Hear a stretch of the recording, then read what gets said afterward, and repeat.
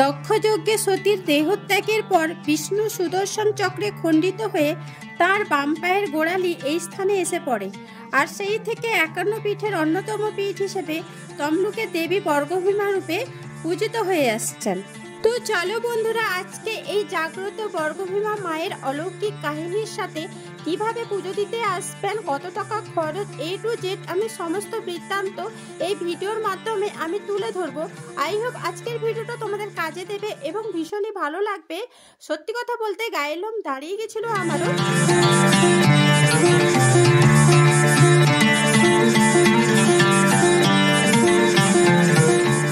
Hello friends, good morning, welcome back to my channel Oni blog content. তোমরা সকলেই কেমন আছো?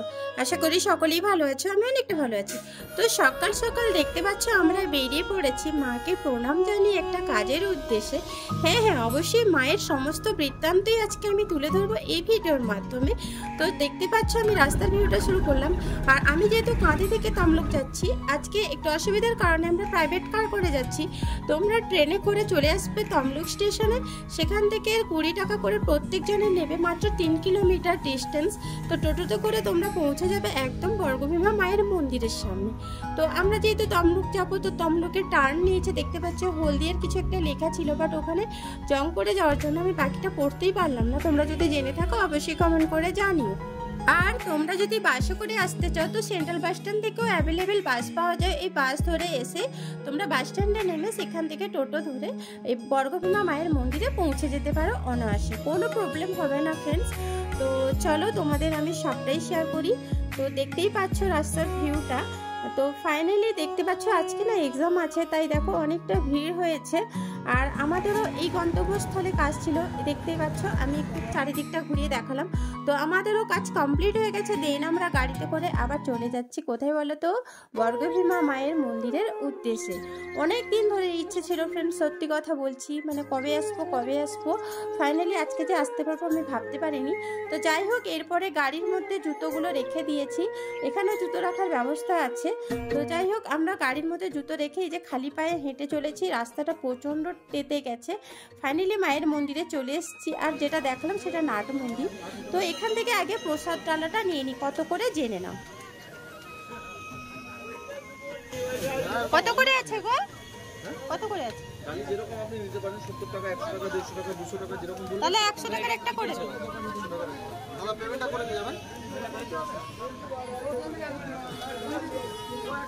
তো ফ্রেন্ডস, তোমরা শুনতে পেলে 70 টাকা থেকে শুরু। তো আমি 100 টাকার ডালাটা নিয়েছি। তো ওর মধ্যে ফুল, সিঁদুর, আলতা, ধূপ, মাখা প্রসাদ সমস্ত কিছুই কিন্তু আছে। তো এরপর এই সমস্ত কিছু নিয়ে এই যে সিঁড়ি ধরে উঠে যেতে হবে। আর এই সিঁড়ির ধাপটা 22টা ধাপ আছে। তো চলো উঠি। তো অবশ্যই মানে ভেতর থেকে একটা আলাদা ফিলিংস আসছে যে মাকে কিভাবে দর্শন করব। অনেক কিছু শুনেছি মায়ের কাহিনী। তো ফাইনালি আজকে যে আমি নিজের চোখে দেখতে পাবো, আমি সত্যি বিশ্বাস করতে পারছি না এখনও। তো দেখতে পাচ্ছ আজকে না প্রচণ্ড পরিমাণে ভিড় হয়েছে। এখন বাজে প্রায় 12:30 মতন। আর এখানে দেখতে পাচ্ছ মন্দির খোলা বন্ধের সময় তো লেখা আছে, দেখতে পাচ্ছ সকাল 7টা থেকে 2টো, আবার 3টে থেকে রাত্রি 8:30 পর্যন্ত এই মন্দির খোলা থাকে। আর এখানে অঞ্জলিও দেওয়া হয়, মানে এখানে সমস্ত কিছু কিন্তু নিয়ম মাফিক হয়। আর ভালোই ব্যবস্থা হয়েছে যে এখানে কোনো হুড়োহুড়ির কোনো প্রশ্নই নেই। তো আমি আর আমার দাদাকে দেখালাম একটুখানি। দাদা তো বারবার বলছিল আমার ছবি যেন না থাকে, তাও আমি একটুখানি নিয়ে নিয়েছি। তো চলো, এখানে দেখতে পাচ্ছি এখানে বলি দেওয়া হয়। এই যে এটা না ভীষণই জাগ্রত। তো এখানে সবাই সিঁদুর দিচ্ছে, আমি তো জানি না, তাই এখানে আমিও সিঁদুর দিয়ে দিব। তোমাদের অবশ্যই শেয়ার করব। প্রত্যেকেই প্রণাম করছে আর সত্যি ভালো লাগছে, মানে বললাম না ভেতর থেকে একটা আলাদা ফিলিংস কাজ করছে। তো এখানে আমি সিঁদুরটা দিয়ে দিই। তমলুক শহরে আরাধ্য দেবী মা বর্গভীমা। যে কোনো পুজোর আগে মা বর্গভীমাকে পুজো দিয়ে থাকেন তমলুকের বাসিন্দারা। পূর্ব মেদিনীপুর জেলার সদর ঐতিহাসিক শহর তাম্রলিপ্ত বা তমলুকের আর্য মধ্যমণি মা বর্গভীমা কয়েক হাজার বছর ধরে শক্তি স্বরূপিণী আদ্যাশক্তি মহামায়া রূপে দেবী বর্গভীমার আরাধনা চলে আসছে। মতান্তরে তিনি ভীমরূপে বা ভৈরব কপালী নামেও পরিচিত। অতীতে প্রায় সবকিছু ধ্বংসের মুখে চলে গেলেও সহমহিমায় আজও মাথা উঁচু করে দাঁড়িয়ে এই সুবিশাল মন্দির। কালী পুজো এই মন্দিরে বিশেষ পুজোর আয়োজন করা হয়। ফলে ভক্ত সমাগমও প্রচুর। এখানে ফ্রেন্ডস যারা যারা অঞ্জলি দেবে তাদের এই লাইনটা, তো আগে অঞ্জলি দাও বা পুজোর ডালি দাও, তার আগে এই ডালিতে নাম লিখতে হয়। তো মন্দিরে ঢোকার আগে দেখতে পাচ্ছ এইরকম চিরকুট পাওয়া যাচ্ছে, এখানে যার নামে পুজো দেওয়া হবে সেই নামটা এখানে লিখে দিতে হবে। তো উনি একজন বসে থাকেন, কোথায় এই কাগজটা রাখতে হয় ওনারা রেখে দিচ্ছেন, বা তোমরা রাখলেই হবে, মানে এখানে সব কিছুই কিন্তু সুবিধে পাবে। তো ফাইনালি আমি এখানে চিরকুটে নাম লিখে দিয়েছি। এরপরে যাব আমাদের পুজো দেওয়ার লাইন, এটা হচ্ছে কিন্তু অঞ্জলি দেওয়ার লাইন।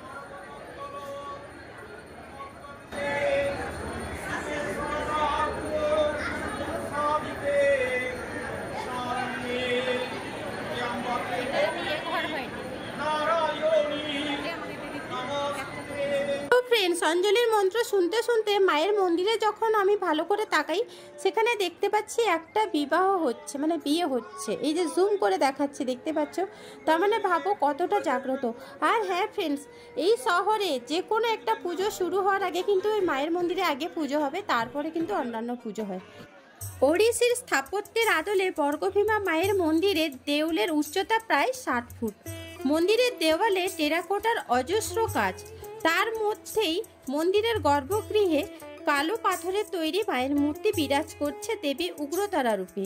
পুরাণ উল্লেখ রয়েছে, দক্ষযজ্ঞে সতীর দেহত্যাগের পর বিষ্ণু সুদর্শন চক্রে খণ্ডিত তার বাম পায়ের গোড়ালি এই স্থানে এসে পড়ে, আর সেই থেকে 51 পীঠের অন্যতম পীঠ হিসেবে তমলুকের দেবী বর্গভীমা রূপে পূজিত হয়ে আসছেন। সো ফ্রেন্ডস, চলো এরপরে আমার পুজো দেওয়ার লাইন চলে এসছে। দেখতেই পাচ্ছ প্রচণ্ড পরিমাণে লাইন পড়েছে, তো আমরাও লাইনে দাঁড়িয়ে পড়ি, নাহলে কখন যে আমাদের পেছনে থেকে যাব তা মানে মুশকিল হয়ে যাবে।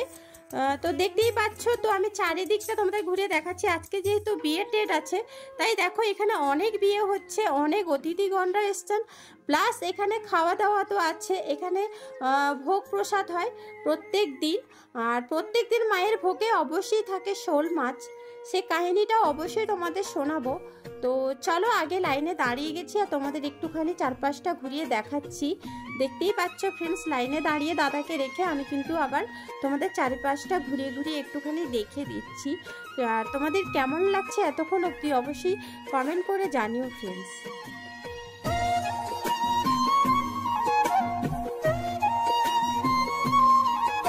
এই যে গাছটা দেখতে পাচ্ছ ফ্রেন্ডস, এই গাছে কিন্তু সবার মনস্কামনা কিন্তু এখানে ধাগা, কেউ কেউ যেটা থাকে সেটা দিয়ে বেঁধে কিন্তু মনস্কামনা পূরণ করে। অবশ্যই মা সবাইকে সাড়া দেন, সবাইকে দেখা দেন। তো তোমাদের যদি কোনো মনস্কামনা থাকে অবশ্যই মায়ের মন্দিরে এসে একবার পুজো দিয়ে দেখো, অবশ্যই তোমাদেরও মনস্কামনা পূরণ হবে। তো দেখতে থাকো।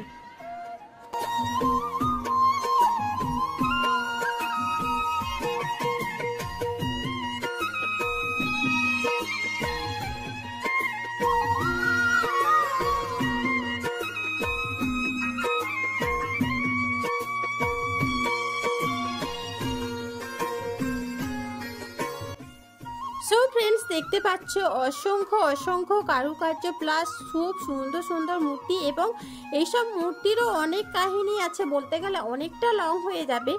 তো আমি চেষ্টা করছি যেগুলো বলার সেগুলো অবশ্যই বলছি। আর এখানে দেখতে পাচ্ছ শুধু পুজো দেওয়ার লাইন, মানে এই পুজো দেওয়ার লাইনটাও কত বড়। তো সেখানে অঞ্জলি দেওয়ারও লাইন ভিড়, সেখানে ভোগের লাইন ভিড়, তো সব দিক দিয়ে কিন্তু ভীষণই ভালো লাগছে। তো আমি এরপরে দেখো মায়ের মন্দিরের খুবই কাছাকাছি চলে এসেছি, মায়ের কাছাকাছি চলে এসেছি। আর দেখতে পাচ্ছ তার উপরেরটা খুব সুন্দর, চূড়ার মধ্যে দেখো খুব সুন্দর কারুকার্য করা আছে, ভীষণই ভালো লাগছে।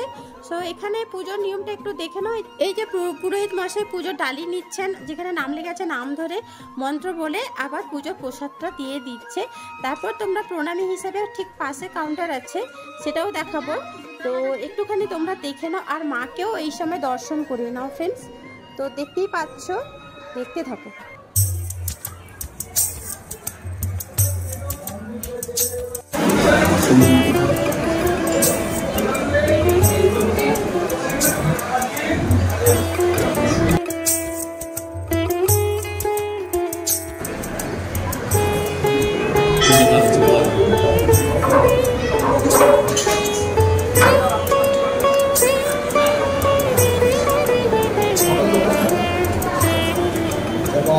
আমার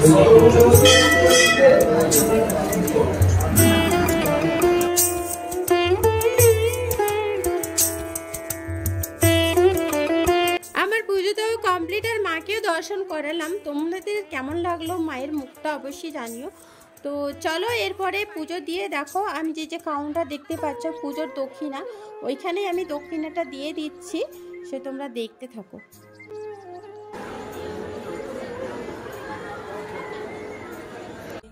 মহাভারতের উল্লিখিত তমলুকের ময়ূরবংশীয় তাম্রধ্বজ রাজাই নাকি এই মন্দিরের প্রতিষ্ঠাতা।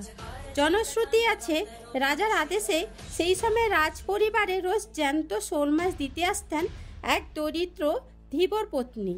শীত, গ্রীষ্ম কিংবা বর্ষা, সারা বছর কিভাবে জ্যান্ত মাছের যোগান দেন এই ধীবর পত্নী? এই প্রশ্ন জাগে রাজার মনে। রাজা চেপে ধরতেই গোপন কথা ফাঁস হয়ে যায়। ধীবর পত্নী রাজাকে জানান, জঙ্গলে ঘেরা একটি কূপ থেকে জল ছিটিয়ে রোজ মরার শোলকে জ্যান্ত করে তিনি রাজদরবারে হাজির করতেন। ধীবর পত্নীর কথা মতন এই এলাকায় রাজা গিয়ে দেখতে পান উগ্রতারা রূপী দেবী বর্গভীমার মূর্তি। সেখানেই মায়ের মন্দির প্রতিষ্ঠা করেন রাজা। সো ফ্রেন্ডস, তোমাদের এতক্ষণ এই জাগ্রত মায়ের কাহিনীটা শুনে তোমাদের কেমন লাগলো অবশ্যই কমেন্ট করে জানিও। আর তোমরা বুঝতে পারলে তো যে এই মা কেন কিসের জন্য এত জাগ্রত। আর আমার বেশি ভালো লাগলো, এই শহরে ছোট বড় যে কোনো পুজো হওয়ার আগে কিন্তু এই মায়ের মন্দিরে আগে পুজো দিতে লাগে। তো চলো বন্ধুরা, আমার তো পুজো দেওয়া কমপ্লিট। আর হ্যাঁ, এই পুজো অবধি তোমাদের কার কার জানতে বা শুনতে অসুবিধা হয়েছে আমাকে অবশ্যই কমেন্ট করে জানিও, আমি কমেন্টের অবশ্যই রিপ্লাই দেব। আর কোনো কিছু অসুবিধা হলে আমাকে প্লিজ কমেন্ট করে জানিও। তো এবার আমি আমার একটু পোজ নিয়ে নিচ্ছি, কারণ আমাকে রিলস বানাতে হয়, তাই আর কি। তো চলো, আমিও এই বড় ভিডিওর মাধ্যমে একটুখানি শেয়ার করে দিলাম। আর এটা হচ্ছে মায়ের রাস্তা, এই দিক দিয়ে একমাত্র পুরোহিতরা যান। আর তোমরা যদি বাড়ির জন্য সিঁদুর নিতে পারো তাহলে এই পেছন পাশে দেখো একটা টেবিলের মধ্যে সিঁদুর রাখা থাকে, ওইটা যে কোনো কাগজ বা ফুলের মাধ্যমে সিঁদুরটা নিয়ে নিতে পারো। তো এরপরে আমি চারিদিকটা একটুখানি তোমাদের ঘুরিয়ে দেখিয়ে দিই, আমিও দেখে নিই। তো দেখতে থাকো এর সঙ্গে।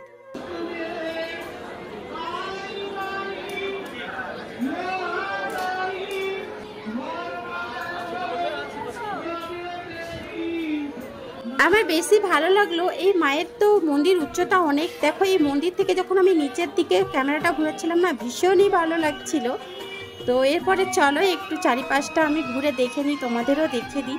দেখতে পাচ্ছ এখানে বিশ্রামগার, এখানে বিশ্রাম করতে পারো।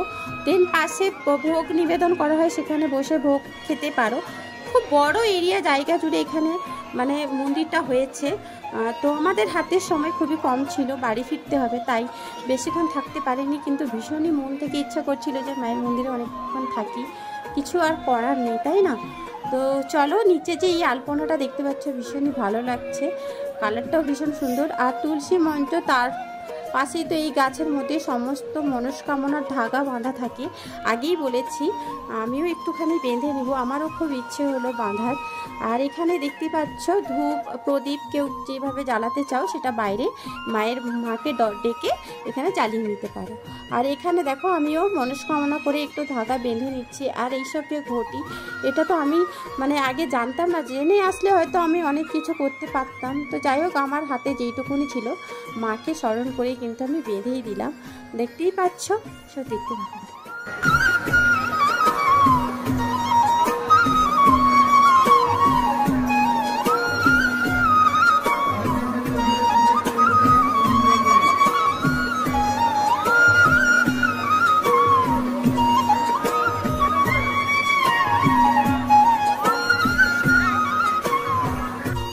দেখতে পাচ্ছ এটা যজ্ঞ করার জন্য বানিয়েছিলেন। তো উনি আবার তুলো ব্যবসা করতেন, তুলো বিক্রি করে টাকা জমে জমে কিন্তু এই যজ্ঞ মন্দিরটা বানিয়েছিল। সত্যি ভীষণই ভালো লাগছে দেখে। তো চলো এরপরে আমি একটু তোমাদের ঘুরিয়ে দেখাই।